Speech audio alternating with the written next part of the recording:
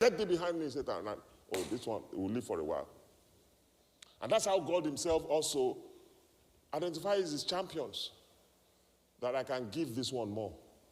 Because he has capacity. He has capacity. Because he has told us in John chapter 16, verse 33, that we should expect it. In this world, there will be tribulations. But he says to you that be of good cheer, I will help you. That's why I told you a few weeks ago that it is a wrong assumption for us as the righteous to think that we are exempted from pain. It's a wrong assumption. And we assume it. That's why we complain. That's why we say, why me? But it's a wrong assumption. We should know that the grace we have is for us to be able to tolerate the pain. The grace helps us to cope with the pain. It doesn't exempt us from the pain. Are you with me? Yes, sir. You have to anticipate injuries.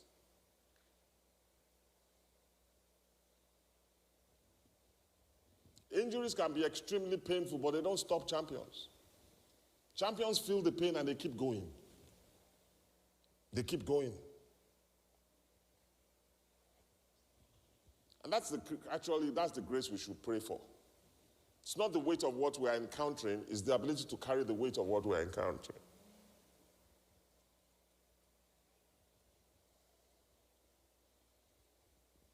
I'm sure there is no one that has gone this far in this race that has not been injured. There's not a single person. I believe what they call the season of what they call it. There's a period when you first of all give your life and everything happens hunky-dory. But after that, you will experience those injuries. Of course, it varies in price, in enormity, and it also varies in what you are attempting. If you're not attempting much, you won't see much.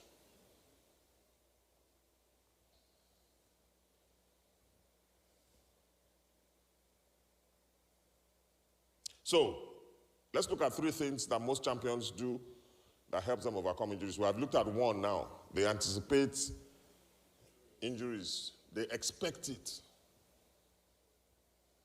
And now, the fact that you expect it, does it make it less painful? Of course not. Of course not.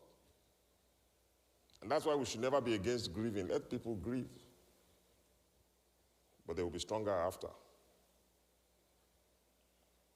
The second thing they do is that they focus on the prize.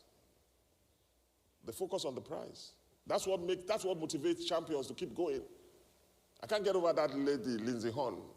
I knew, don't let me say I knew, because we were online.